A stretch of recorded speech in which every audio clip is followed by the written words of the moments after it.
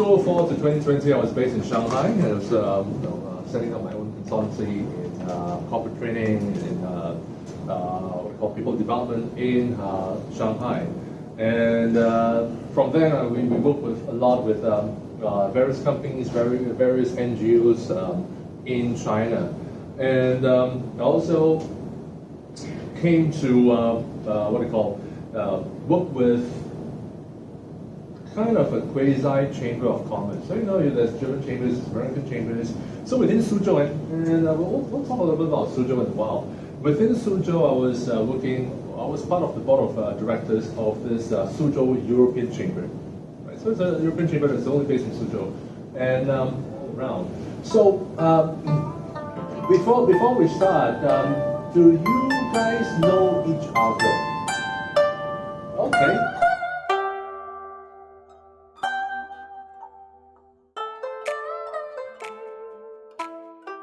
So that can give you some information.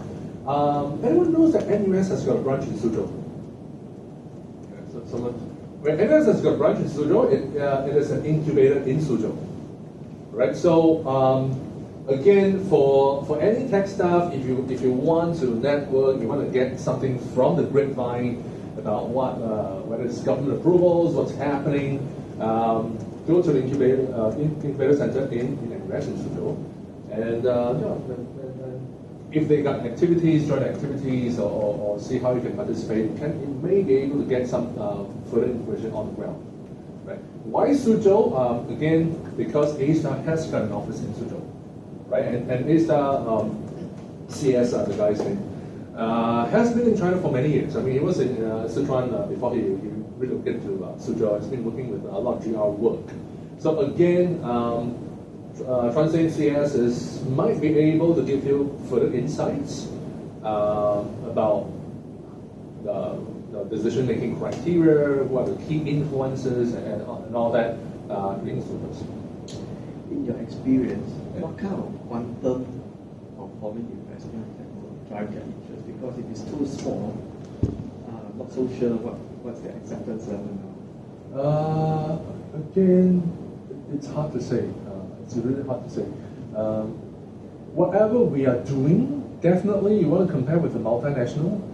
Just to give an indication. So at the beginning of this year, once the 8th January opening up happened in China, immediately we are looking at billions of dollars of investment into Suzhou alone, and mainly they are from Siemens, they're from Bosch. So there are the large companies who are there. So you want to compare with them? No way. I mean, even we put everyone in this room and come together as one lump sum, it's nothing compared to that, right? But that doesn't mean we are not important, because again, they are not just looking at pure monetary value.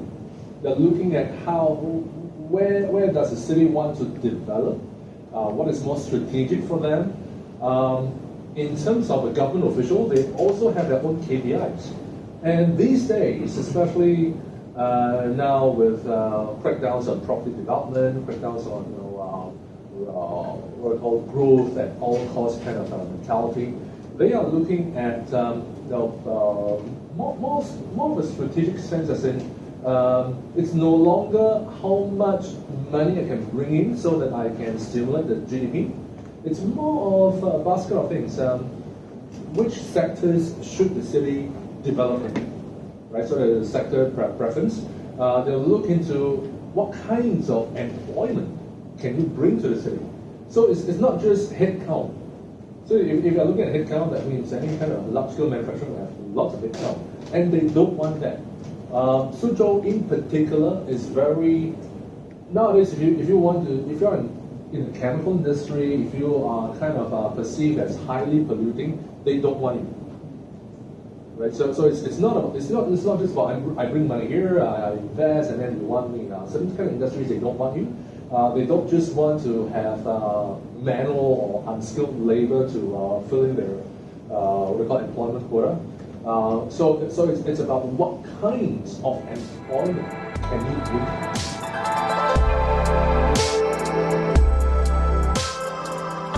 They want to compete, they want to get ahead.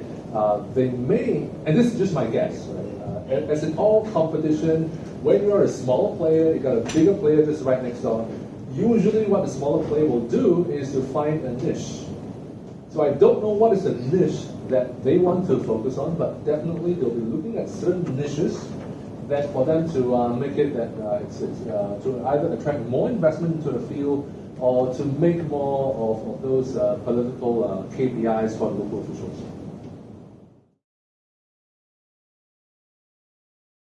Yeah, I mean the thing is, there is we can look at things in separate things. One is the business.